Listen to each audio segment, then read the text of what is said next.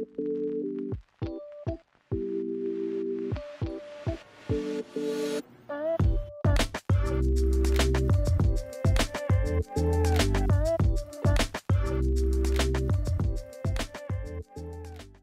semuanya, apa kabar? Kembali lagi kita ketemu di Jetok Podcast episode ke-13.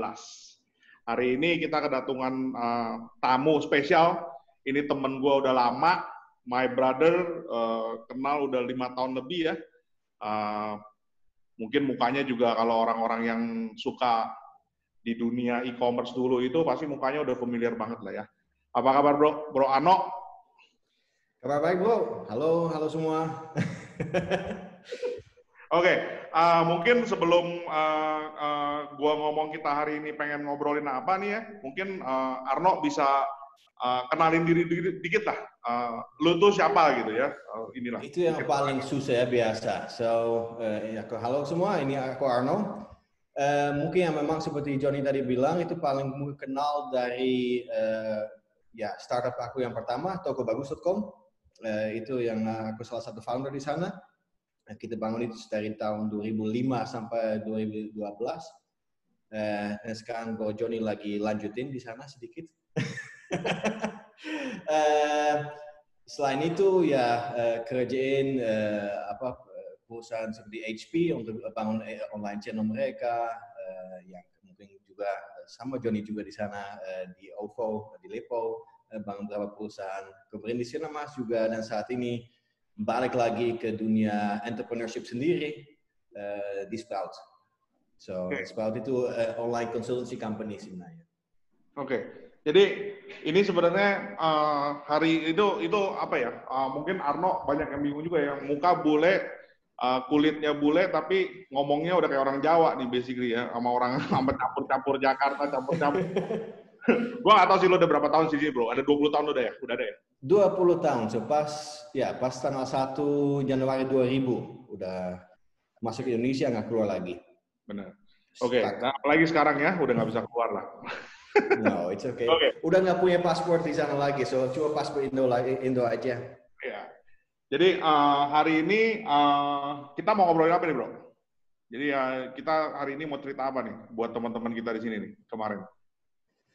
Lebih ke entrepreneurship kan di dalam dunia ini sebenarnya, yang online e-commerce gimana sebenarnya. Kalau ada yang menarik, kalau enggak ya kita bisa ganti juga. Seru lah. Jadi mungkin hari ini kita lu bisa cerita sedikit ya tentang perjalanan entrepreneur lu dari yang tadi lu cerita di sebentar ya, dari Toko Bagus di awal itu sampai hari ini ya di Sprout yang ada logonya juga gitu ya. Iya betul. Oke. Terus mungkin let's do a flashback, right? Jadi 1 Januari 2020 gitu ya. 2020. 1 Januari tahun 2000. 20 tahun yang lalu ya, Bro. Begitu lu mendarat, waktu itu lu mendarat di Indonesia di mana? Di Bali. Ya seperti semua bule kan, di Bali.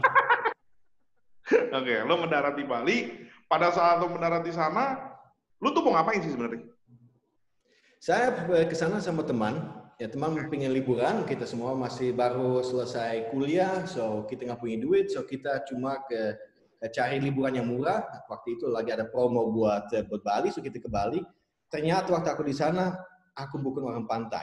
Semuanya happy di pantai, aku nggak happy di sana. So aku sebagai orang New York yang asli, ya aku masuk ke warnet. Dan masih ada suara yang lucu di sana, masih pakai modem-modem yang bunyi-bunyi waktu itu. Dan di sana lihat, ya lumayan interesting sih, Indonesia negara yang perfect banget buat bisnis internet. Tapi waktu itu belum ada apapun sebenarnya. Ini tahun 2000 bro. Tahun 2000 itu bahkan pada saat itu kayak Tokopedia atau Gojek itu kan baru 10 tahun ya. Ini lo 10 tahun mundur lagi sebenarnya kan. Jadi pada masih nol. Ya masih benar ya, pakai modem yang klik itu. Yang ada pencet gitu ya. Ini kelihatan kita udah tua, bro. Nggak, gue dengernya begitu, nggak pernah ngerasain sih. Aduh, aku rasain dan itu benar-benar lambat banget, lelet banget sih. Tapi ya oke. It has potential. Lu begitu terus lu ngeliat, oh ada potensi. Tapi apa yang waktu itu ada di kepala lu gitu? Waktu itu lu bilang, oh ini menarik nih, terus gimana gitu? Kok bisa ada keluar ide, terus gimana? Mungkin lu bisa cerita sedikit, bro. Nah, sebenarnya aku mungkin dari lahir di Indonesia ya. Masalahnya aku nggak orang yang punya ide yang wow sebenarnya. Aku cuma lihat, oke, di luar negeri udah ada website seperti ini, udah ada bisnis seperti ini, dan di sini belum ada. Nah, aku asli dari Belanda. Belanda itu pasar kecil, cuma 16 juta jiwa. Ya. Di Indonesia udah pasar gede. So, itu cocok buat online bisnis sebenarnya. So, aku udah tahu aku mau masuk ke dunia bisnis online, tapi Belanda nggak cocok. So, aku udah cari pasar mana aku bisa masuk sih. Nah, di sana kita tinggal pilih aja ke bisnis model yang mana di luar negeri udah berhasil, yang mana cocok sama culture-nya, yang itu kita coba bangun. Tapi, not that easy. Tahun 2000 itu di Belanda yang udah jadi apa, bro? eBay? Ya, pertama eBay, ada marketplaces juga udah mulai, small websites, mengerti website yang kecil, e-commerce kecil udah mulai sih. Oke. Terus lu langsung punya visi itu, terus lu langsung bilang, I think this is something that we should do. Terus lu gimana tuh? Terus prosesnya gimana? Prosesnya aku selalu orangnya terlalu positif, ya. So aku pikir, oke, pasti itu di sini juga jalan. Ternyata aku dari tahun 2000 sampai 2005 ya menderita, bro. Belum ada pasar soalnya. Menderitanya apa? Nah, apa yang gimana? Ada pasar karena Indonesia is a big country kan, seharusnya ada banyak user. Tapi waktu itu belum ada yang mampu untuk bayar tagihan internet. So pasar malah kecil. So that was the issue. Selama 5 tahun itu lu benar-benar self funding atau gimana tuh? Ya, selalu self funding di hal seperti itu. So waktu itu aku pivot. So itu pivotku pertama. Sebenarnya mau fokus ke pasar Indonesia, tapi ternyata terpaksa tetap fokus ke pasar Europe. So yang aku lakukan waktu itu, aku set up a software house di Bali dan mulai training engineer sendiri. So biar mereka bisa bangunin project buat di Eropa. Ya, itu yang pertama. So dari sana malah muncul Toko Buku sih dari sana. Itu malah project yang kita buat klien yang di Belanda. Itu walaupun nggak marketplace tapi malah pakai model lelang. Ini tuh gagal dan itu ya seperti aku bilang aku orang positif dan keras kepala seperti kamu tahu. So, aku bilang sama kliennya itu bukan masalahnya softwarenya salah atau apa, itu cara kamu pasarkan itu salah. Ya, itu nggak penting kamu punya kantor yang fancy atau mobil yang bagus tapi malah harus ke marketing. Nah, orang nggak seperti itu, so gagal. Dan kita launch di Indonesia sebagai side project dan ya sampai saat ini masih ada karena kamu pakai kaosnya. So it was then not me. Dan itu sebenarnya kalau menariknya itu adalah kalau orang sekarang ditanya e-commerce yang nama e-commerce yang nempel itu nama masih keluar sih. Yang mungkin zaman dulu misalnya lu pernah ingat gitu. Jadi udah jadi somehow brand ya, somehow ya. Ya, so tanya aja sama bos-bosmu saat ini. Aku waktu itu malah keluar karena nama mau diganti ke Olex. Aku malah paling suka Toko Bagus. Dan itu memang sampai saat ini orang masih nyaman sama nama itu. Toko Bagus tetap itu nama yang ya nggak usah disebut, sebenarnya jelaskan apa itu artinya. Mereka semua mengerti langsung. Dan cara aku bikin nama itu gampang banget. Aku tinggal di Bali kan, semua bagus. Toko Bagus was very easy. Terus lo kalau boleh cerita sedikit, what was your most downtime during that time? Karena kan lo benar-benar dari nol segala macam. Terus bagaimana lo bisa bangkit lagi dan yang menjadi prinsip hidup lo itu apa sebenarnya saat itu?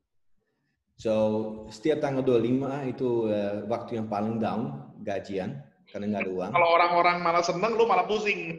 Iya. So itu setiap bulan itu down, tapi kayaknya yang paling penting kalau kita mau di entrepreneurship kan nggak boleh give up. So juga waktu itu Toko Bagus, John, aku selalu balik ke Toko Bagus ya karena itu that's a very easy story end to end sebenarnya entrepreneurship bisa seperti apa. Dan memang waktu diinvest tahun 2008 aku tinggal 1 karyawan di Toko Bagus. Dari sekian banyak tinggal cuma 1 karena nggak kuat bayar. Tinggal lu doang. No, ada 1 orang lagi. Oh, ada 1 orang lagi. Berdua. Keren ya, udah big company 1 orang. Dan waktu investor datang, kita nggak boleh show our weaknesses kan sebenarnya. So we always need to be positive, nggak give up. So waktu itu aku lakukan, aku isi kantorku penuh dengan orang yang lagi main di cafe internet di depan kantorku waktu itu. So aku bilang, guys, hari ini gratis internet di kantorku. Tapi yang penting, cuma boleh umum bahasa Indonesia, nggak boleh bahasa Inggris walaupun tahu. Kalau ada yang tanya sama kamu, you don't know. So waktu mereka datang, dan waktu itu 2 investor, lucu banget, itu 2 investor datang. Ya, kelihatan perusahaan masih sehat karena banyak orang.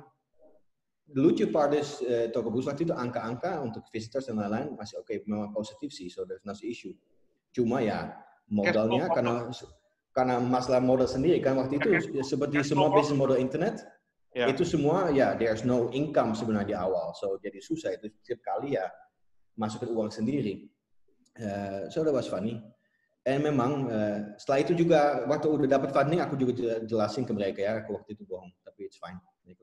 We're okay with it. harus jujur. Tapi lu kan bilang kan, lu waktu itu kan baru lulus, terus lu kan bangun usaha itu semuanya. Salah satu yang selalu orang pikir itu kan adalah kan kalau jadi entrepreneur kan modal awal yang susah. Nah terus kan lu bilang kan lu self funding. Itu lu dapat duit dari mana bisa self funding? So aku bikin project buat orang lain.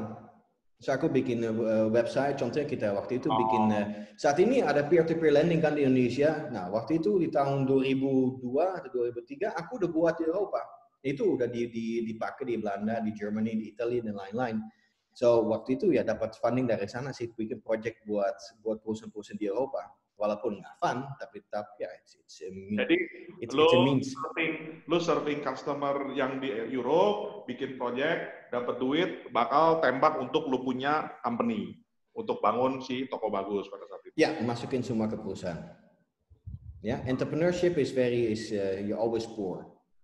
Terus lu gimana tuh bisa consistently bahkan sampai lu cerita tadi ya, I think that's very sad story but yet interesting yang lu akan selalu ingat ya sampai sekarang ya. Sampai dari perusahaan besar sampai tinggal 1 orang, terus itu kayak benar-benar udah this is it right, is either you do it or you die right. Kalau lu pada saat itu investor yang nggak masuk juga mungkin lu mati lah pada saat itu. So I never think about dying. So that's maybe the positive thing. Jangan aku selalu ngomong sama orang lain juga kalau lagi down, jangan pikir yang hal-hal negatif itu. Fokus aja ke depan. Fokus aja apa kamu bisa lakukan dan yang lain-lain pasti akan ikut juga sih. If you always think you're going to die and there's no money in the bank, ya. Jadi itu salah satu lu punya life principle ya bro ya. Basically just look to the front, terus lu benar-benar fokus, pokoknya udah jangan ini nggak usah takut, pasti nanti dengan sendirinya bisa dapat dan lain-lain seperti itu. Ya itu beda umur ya. So waktu itu lihat ke depan, bodo amat. Ya sekarang lihat ke depan, tetap ingat yang terjadi di belakang, tapi jangan dipusingin. Belajar dari belakang, tapi jangan dibawa beban dari belakang. Oke. Terus lu dari situ kan lu ke HP ya, benar ya? Ya. Lu ke HP waktu itu kerja lah ya. Itu sebelum itu aku lagi setup karena aku punya non-compete sama your boss. Biar nggak boleh masuk ke dunia e-commerce lagi berapa tahun. So aku lagi bangun online travel dan juga bantu bangun asosiasi online travel di Indonesia juga waktu itu. I'm happy I didn't go through with that business di masa corona ini. Tapi ya that's setelah itu karena itu that's also not my business anyway, aku nggak suka. So setelah itu aku HP minta bantuan, so aku bantu di sana. Tapi cuma 6 bulan. Ya. Jadi karena memang jiwa entrepreneur lah ya. Terus sudah akhirnya itu keluar lagi lah. Ya waktu itu dipanggil sama bosmu yang lama. Ya waktu di Lipo. So masalahnya ya nggak cocok sih. Kalau kayaknya bos kita yang lama. Iya. Oh kita ya, sorry ya. Sorry. Kita bos kita yang. Maaf ya. So that's aku nggak cocok di corporate environment sebenarnya. Aku nggak, karena aku orang yang suka jalan lurus. You know what you need to do, execute. Dan kadang-kadang di corporate environment itu susah karena ada banyak politik, banyak kebiasaan yang tidak baik sebenarnya. Terus kalau cerita sedikit kan, lu kan berarti kan balik ya, tadi kan e-commerce nih, terus lu ke korporat sebentar, lu ke bisnis fintech startup lah ya, part of the digital world and all that. terus lu keluar, lu masuk lagi ke korporat kan sebenarnya kan, a little bit right, semi korporat lah ya, SIMAS kan. Ya, terus akhirnya sekarang lu bentar lagi terus nggak tahan keluar lagi lah akhirnya lagi. Tapi jangan ngomong nggak tahan, itu nggak baik. Harus baik ya. Tidak sesuai dengan passion lu lah. Begini, aku semakin tua ya, biar itu ya. And I need to do what I really want to do. Opa nih. Aku mau lakukan sesuatu yang aku pingin. Ngerti, ada berapa ide yang aku udah punya lama, dan yang bos-bos kita dan bos yang kemarin juga nggak izinin. Nah, aku tetap percaya itu harus dilakukan. Mengerti? Dan that's those things I want to build. Ya, saat ini waktunya. Waktunya di Indonesia market is perfect. Ya, it's like a reset at the moment. Jadi lo benar-benar itu juga mungkin salah satu yang menjadi lo punya prinsip hidup ya, bahwa you believe in something and you know that when you believe in something, move forward, execute. And there is no right or wrong time. You just have to do it and execute and move forward, gitu ya. Yeah, there's a right and a better time. Yeah, there's no wrong time, tapi there's always a better time. And at the moment it's a perfect time untuk dunia digital, untuk mulai bisnis baru sih saat ini. It's really a good market now. Nah, jadi lu sekarang ini kalau misalnya balik ya, lu sekarang lagi kerjaan apa sih? Sprout ini apa? Ngapain sih? So, saat ini kita bantu perusahaan yang corporate sama yang SME untuk bangun digital products yang mereka pingin buat, tapi mereka nggak punya department sendiri. So, mereka nggak punya department sendiri, so kita set up product department, technical department buat mereka, di in-house di kita. Kita execute, so we build, we help the market. That's what we do here. Lebih end-to-end untuk digital advice lah. So mereka pingin sesuatu, kita kasih tahu, okay, this is what you need, we can make it for you, and this is how we should market it and how make it a success. That's what we do here. And of course di samping itu kita juga bangun beberapa produk sendiri. So itu lagi belum aku launch, so belum aku bisa bahas. Tapi masalahnya kita juga buat beberapa hal sendiri yang kita mau launch. Jadi sebenarnya kalau gue bilang ini kayak lo melakukan BPO-nya digital product ya. Jadi zaman dulu itu kan IT tadinya kan internal, in-house.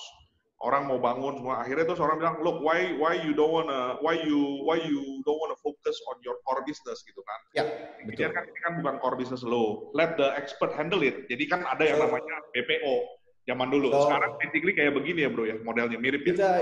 Kita sebut itu BOT saat ini, so build, operate, transfer.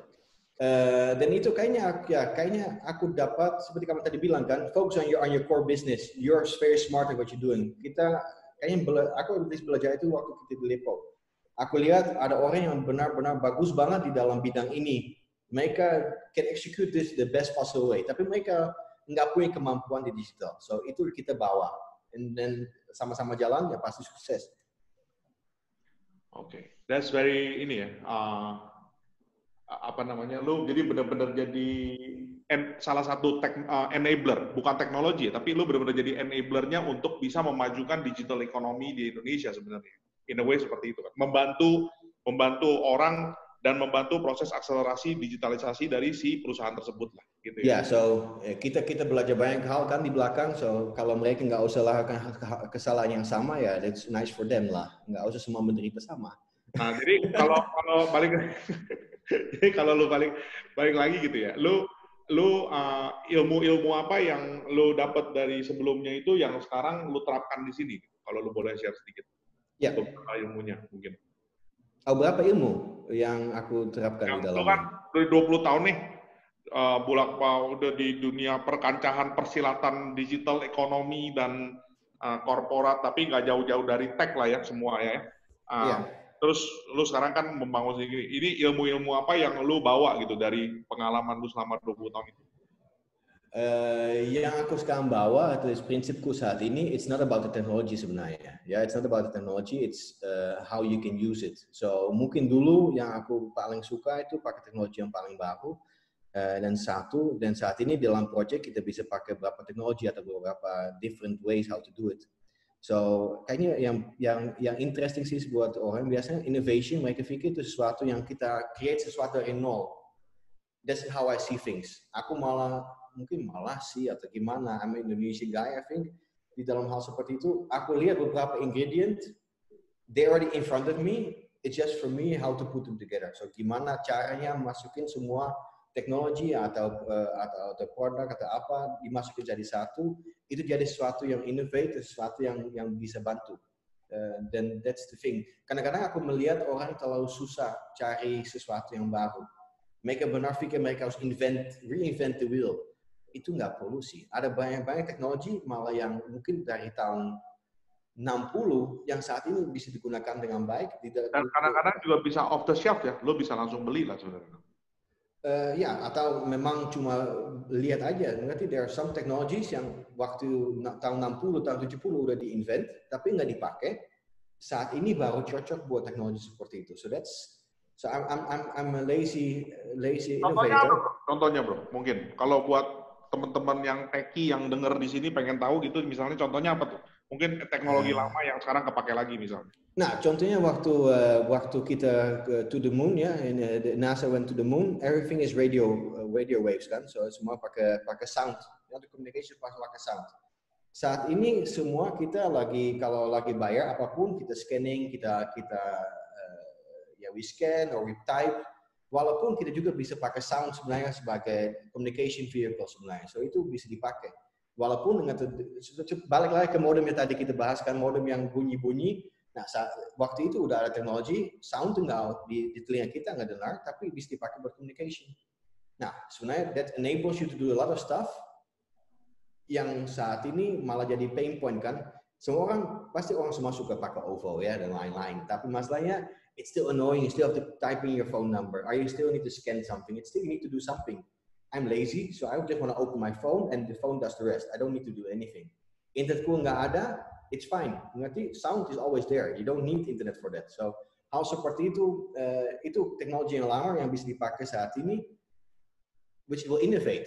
It will make things better. But that kind of examples ada banyak seperti itu sih. Tapi lucu ya. I think you make a point tadi kan bahwa kadang-kadang orang itu yang males justru yang pinter cari jalan pintas akhirnya bisa membuat sesuatu yang bisa mendisrupsi industri. I mean, that's something. I mean, you make a point. Gue orangnya males. Gue nggak mau begini. Gue nggak mau penyanyi. I mean, why do I have to go through all that hassle dengan ini? Jadi lo bisa mikir gitu, oh kenapa nggak begini aja? Suddenly, ting gitu tahun 60 udah ada satu teknologi yang bisa lo pakai.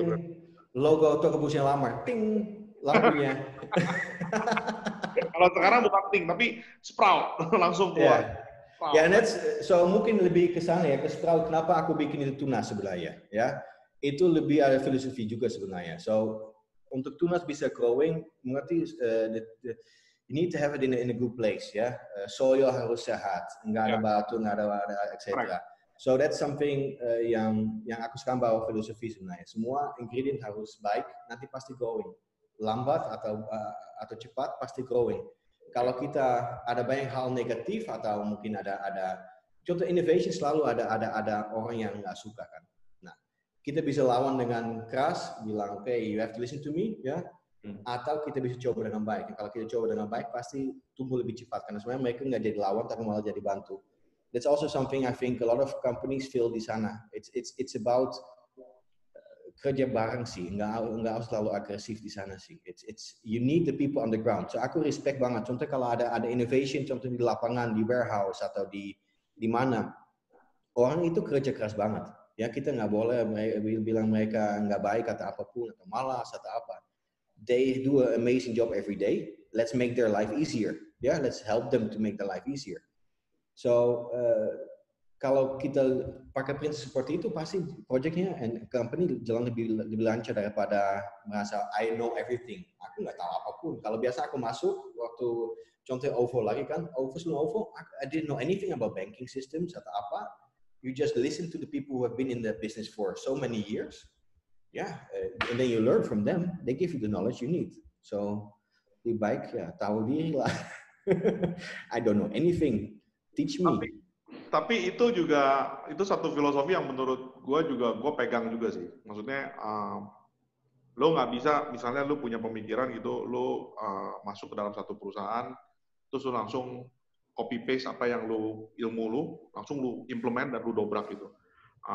Karena perlu ada adjustment, terus juga lo perlu belajar juga, basically di sana itu industri itu jalannya gimana, belajar ya kan, lo mesti tahu gitu dari ahli-ahlinya dan lo benar-benar nanya gitu kan, ini ya basically lu nunduk lah. Lu kan nggak ngerti apa kayak tadi lu bilang kan. Lu masuk lu nggak ngerti. Yeah. Gue juga waktu gue masuk juga dulu kan orang bilang EDC, POS, what the heck are all those? Iya, waktu Issuing, acquiring apa sih? Lu ngomong apa gitu loh? Gue nggak ngerti apa-apa. Universal apa itu? Ya. Benar. Ya makanya terus gue kan orang yang datang dari bisnis udang waktu itu kan. Jadi kalau lu ngomong udang waktu itu ngomong FCR, gue tahu feed conversion rate. Oh, lu makan berapa kilo jadi daging udang atau daging ikan berapa kilo, itu gue tahu gitu kan. Terus itu, tapi kalau sekarang lu ngomong begini, gue bingung gitu kan, ini ngomong apa. Tapi I think it's a very good principle yang tadi lu share juga ya, bahwa lu harus humble, lu harus belajar, lu harus ngertiin, tapi lu mesti belajar cepat. You need to learn fast, and then you start to think, and then combine with your ilmu lu, baru lu bisa bangun company tersebut ke step berikutnya gitu ya bro. Ya, I think it's good for people kalau orang merasa percaya diri kan. Kalau orang punya kayak aku pikir harus seperti ini, that's fine. Tapi kalau dalam discussion kamu lihat kamu benar salah, it's okay to say you're wrong. It's fine to then say, then I go with your idea. Jangan keras kepala terus. Mengerti keras kepala is fine di awal, tapi jangan terus-terusan, itu namanya bodoh. Ini lu lagi ngomong diri lu sendiri kan? I know. Aku lihat dari diriku sendiri di dalam kamera dan sama. Kita mirip lah bro kalau kayak gitu bro. Gue I mean it's interesting lah. Gue ngobrol sama lu kayak gini kan. Jadi gue juga pernah inget juga, mungkin gue share sedikit ya sama teman-teman yang dengerin kita juga nih. Waktu gue awal-awal kerja sama Arno, I mean if you look at me and him, bener ya. Kalau gue kan sama lu bener-bener buddy, kita hangout bareng dan segala macam. Tapi there were times juga gitu, bener-bener kita berantem sampai gebrak-gebrakan meja dan bener-bener musuhan di dalam meeting gitu. Dan kita fight each other and really, bener-bener I beat you, you beat me gitu kan. Kita bener-bener fight, argue to the death gitu. Even in the WhatsApp group juga itu bener-bener sampai ini. Dan gue inget banget zaman-zaman every Saturday, Sunday itu bener-bener kita jantung tuh bapuk begitu kan. Selalu pasti ada down, terus begitu down nanya, Ano, kapan naik? Merchant kejar-kejar gue. Terus lu bilang, dude, shut up. Aku belajar banyak kata-kata yang interesting banget dari kamu. Karena itu. Bener kan? Itu bener, apa ya? Hal yang menurut gue itu, it's in the end membuat, pada saat kita ngelakuin itu semua, kita membangun satu bonding to the next level. Right? Di mana bener-bener kita itu jadi, ngeluarin produk itu udah benar-benar solid dan kita from colleagues become friend, become brothers, right? Benar-benar deket lah. Kalau menurut gue segitu. Fighting benar. That's the thing ya. Masalahnya waktu awal ya, waktu aku masih baru di Bali dan setelah toko buku sudah mulai lancar, aku undang temanku kan dari Bali untuk juga kerja di kantorku. Dan orang waktu itu udah culture shock. Aku soalnya sama dia fighting terus. Ya, benar-benar lempar kursi dan lain-lain, literally ya, benar. Ya, semua kata-kata jelek keluar. Tapi at the end, kalau discussion selesai, kita turun ke bawah, minum Coca-Cola atau minum kopi berdua, dan we talk about other nice stuff. It was not nothing personal, it was just business, and that's okay. Itu kadang-kadang masih di Indonesia masih kurang. Ya, aku selalu bilang. Susah bro. Kalau orang Indonesia bilangnya baper bro, nggak bisa bro. I know. Tapi masalahnya, to become successful, itu harus dibuang. Yang baper harus buang. Karena masalahnya, it's not about your feelings, it's about the company. How can it grow? So aku ada temanku juga waktu di awal, dia bilang, without friction, no shine. Aku benar-benar percaya itu. So without friction, nothing good comes out. So juga diamond kan, kalau diamond pertama dari batu. Baru selalu friction, baru jadi cantik kan, kamu baru bisa bikin cincin atau apa. So jadi brilliant. So masalahnya it's you need to have a little bit of that friction, of that annoyance, of that energy coming out, biar sesuatu muncul. Aku sering juga di kantor saat ini kan ada bilang there's no use to have a fight with Arno karena Arno always wins. That's not how it's. Lu selalu ke It's not kanan. fair. Lu selalu ke kanan, nggak pernah ke kiri. Iya, ya masalah ya. Tapi aku selalu bilang sama mereka, jangan salah paham. Apapun kamu omong pasti masuk ke otakku. Walaupun aku nggak ambil 100% dari omongan kamu, pasti dalam omongan kamu ada 10, 20, 30, 50, mungkin 60% yang aku setuju. Dan pasti aku execute seperti itu. So, with those discussions yang benar jadi panas-panas, itu malah jadi ide-ide yang baik keluar. Atau orang mulai jujur kan, kalau orang mulai marah, orang mulai jujur. Ya, and that's a good thing to listen, karena orang kadang-kadang di Indonesia terlalu sopan. So, you never know what's really happening. Ya, you don't really know if there's a real problem. Harus sedikit panas. Nah, ini kalau gue lihat ya. Jadi kalau dari yang lu cerita tadi ya, ini kan lu kan sekarang kan dari tadinya single player ngebangun jadi entrepreneur sampai jadi orang nomor satunya, terus lu keluar ke korporat, terus lu kerja lagi di OVO waktu itu ya. Lu jadi orang nomor satu di tech lah ya waktu itu ya. Terus lu keluar lagi, lu jadi orang nomor satu lagi di tech. Terus sekarang akhirnya lu jadi orang nomor satu yang di satu perusahaan yang lu bangun lagi sendiri. Dan kalau dari cerita yang tadi lu cerita itu kan, it's not only about tech, tapi benar-benar holistic. Jadi lu juga mesti close business, lu mesti manage tim lu mesti bisa debate mengenai produk dan tech-nya, lu juga mesti punya visi dan strategi dan lain-lainnya. Nah, jadi pertanyaan gue sebenarnya adalah gini, lu kan punya style yang kayak tadi ya, yang benar-benar gini gitu, dan itu modelnya kayak entrepreneur yang maju, fight, debate, hajar gitu kan, modelnya begitu kan, stylenya lah ya. Nah, gue yakin tim lu pasti banyak juga kan yang muda-muda ya, anak-anak millennials dan segala macam, dan biasanya mereka itu kan baper. Exactly. Sih, sampai bareng. Sampai bareng kan. Terus satu, kedua, sampai lu dilihat, ini apa sih ini orang ini? Sampai mereka bisa sampai keluar omongan bilang, lu percuma lo bet sama Arno, nggak bakal menang. Arno always win. Nah ini, lu gimana bisa ngebalance bahwa at the end of the day, you debate, you argue, tapi lu juga masih bisa menerima masukan itu, dan akhirnya produk atau apapun yang lu deliver itu the best. Lu gimana? Cara memanage tim lu juga gitu. Karena kalau nggak kan terlalu dapet juga, akhirnya mereka nggak mau argue sama lu lagi, males. Atau mereka cabut akhirnya. Itu gimana? Kalau malas, you go a little bit further more. So kalau udah malas, it's only one step. Ya, tapi setelah itu, you still continue debat sama mereka, walaupun mereka ngomong, it's fine. Ujungnya emosi pasti naik lagi. Pasti. Karena lu berasa kayak udah kayak mamanya dia kan, ngoceh. Ya, pasti nanti mulai lagi. Dan aku juga bersyukur sih ada beberapa teman dari dulu Toko Bagus join ke sini juga, udah mulai tua kan, mereka bisa sharing hidup sama Arno seperti ini, ya walaupun fighting etc. Juga dibantu di sana. Ya, so udah dibantu juga di sana. So we also karena ada beberapa orang yang udah lama kerja sama aku, jadi juga dari contoh kan dalam meeting udah jelas fighting lagi, etc. Itu biar kelihatan mereka ganan-ganan.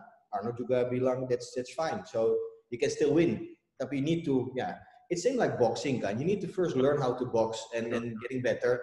Di awal pasti setiap kali kamu knockout, tapi ujung-ujungnya he always hits with his left, and then with his right, and then left again. Now I know, so I know how to move. So it's a learning thing. And itu kayaknya masalah saat ini sama yang milenial atau yang baru-baru, yang muda-muda banget. Karena social media semua jadi instant. Ya, semua harus cepat-cepat. Gojek, GoFood, semua cepat. Satu hal dalam entrepreneurship yang jelas, you cannot speed it up. It needs its time. Harus pelan. Ya, walaupun sekarang aku merasa kelihatan tua banget, it needs time. Semuanya butuh waktu. Nggak ada yang tiba-tiba. Bro. Lu jangan ngomong begitu terus, gue juga jadi berasa. Ya, sorry. Maybe it's because of the beard. Terus gini, ini kalau misalnya gue tanya lagi, buat teman-teman mungkin yang pengen dengar dari lu juga ya, kalau orang yang begitu kerja atau pengen beraspirasi untuk jadi entrepreneur dan lain-lain, mereka itu mendingan gimana gitu, kerja dulu atau jadi entrepreneur atau gimana gitu, kan lu kan udah pontang-panting nih dari dulu sampai sekarang begini ya, itu apa yang harus mereka lakukan dan what kind of traits yang mereka perlu ada gitu.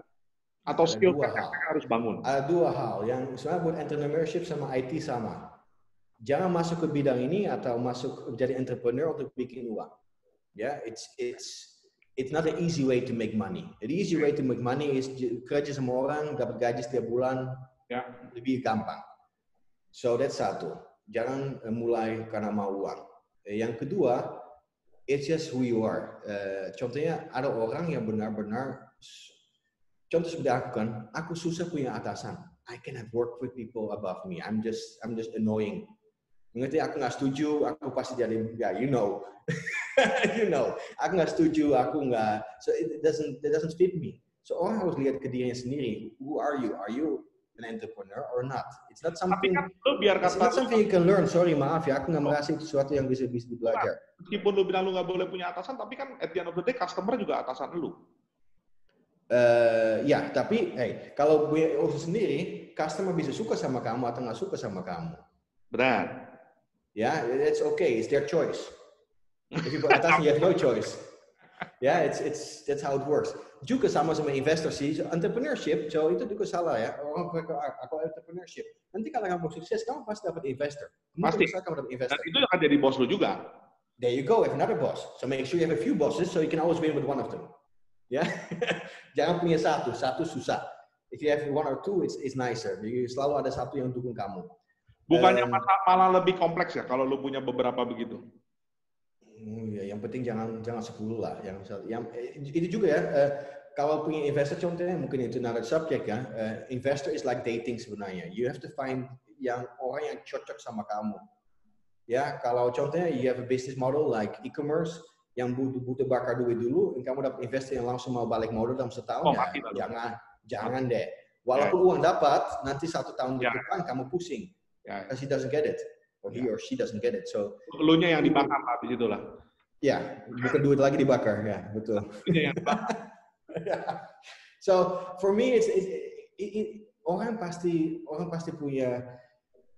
Kayaknya that's the most important thing. Jangan mulai sesuatu karena mau uang. That's it. Ya, you're entrepreneur pasti udah terasa sebenarnya.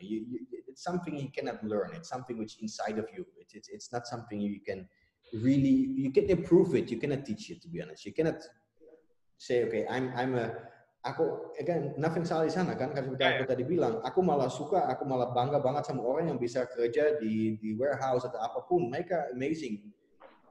I could not do it. Yeah, I could never do it. But they can do it and they feel happy about it. And that's kadang-kadang juga kalau iri ya, karena entrepreneurship is not seperti aku bilang. Aku selalu omong kalau buat orang lain, aku selalu omong entrepreneurship is difficult. Yeah, it's not something karena mereka biasa lihat big cars, big dreams, etc. That's not what it is. You know, it's a lot of other stuff there as well. So aku nggak bisa seperti itu, tapi kadang-kadang juga enak kan orang lihat di sana, mereka dapat gaji setiap bulan, enak sih hidupnya, tenang, nggak ada stres. Kalau entrepreneur pasti stres selalu. If you're a real entrepreneur always goes all in my opinion. I always go all in. So all in. You never have a reserve, karena itu aku merasa kamu kurang yakin sama idemu sendiri ya, jangan coba dari dulu. Tapi jangan kas kepala, by the way. So again, jangan kas kepala. So pivoting is fine.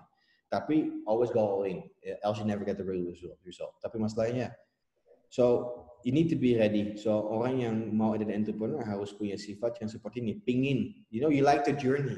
For me, I like the journey. So I like even walaupun ada ups and downs, even the downs I like.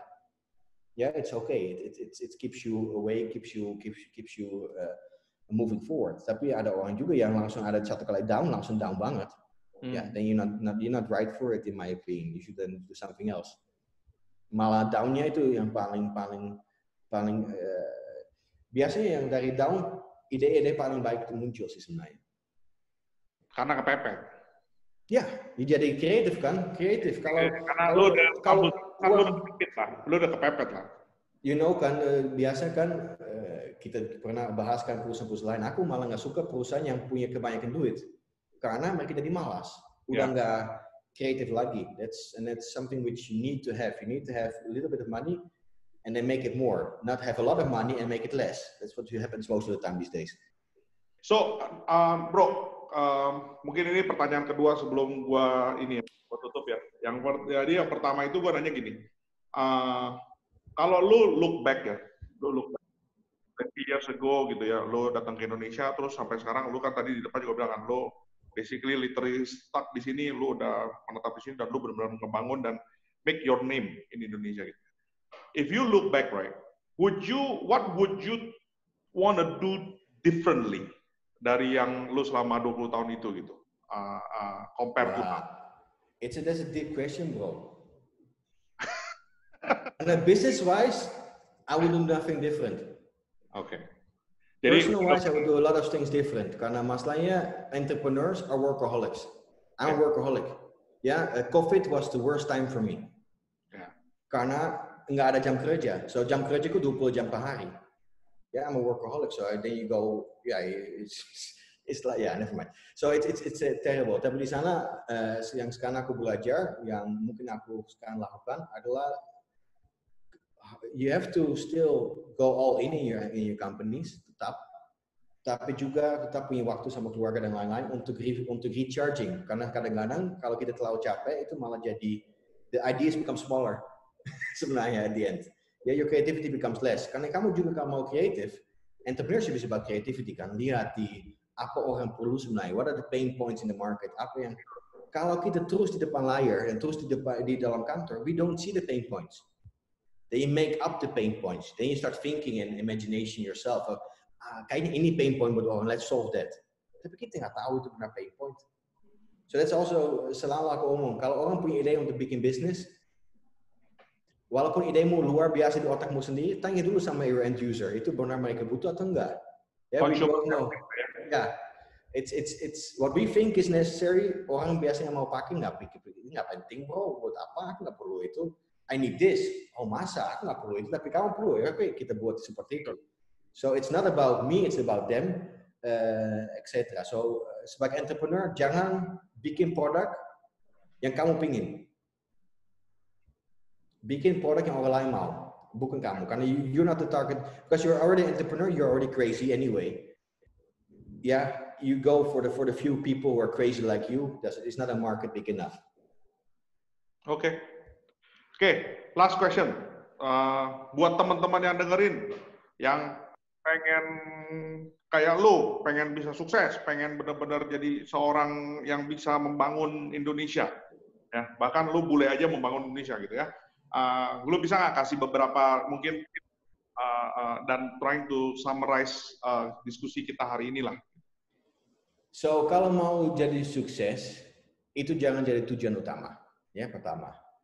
Yang kedua yang aku belajar dari sebelumnya, jadi humble, ya. Benar, telingamu dipakai, jangan keras kepala di sana. Dan bangun tim yang bisa mendukung, ya. Bangun tim orang-orang enggak usah sama ya, jangan semua bikin cheerleaders ya, semua whatever you say is great. Malah cari orang yang punya pola dan background berbeda, biar benar sesuatu yang interesting keluar dari sana. So it's about sharing, karena itu juga ya. It's not for me to become number one, it's for us to become number one. It's also nicer. Sure. Hal seperti itu sih, itu paling penting. Karena entrepreneurship bisa jadi sesuatu yang sangat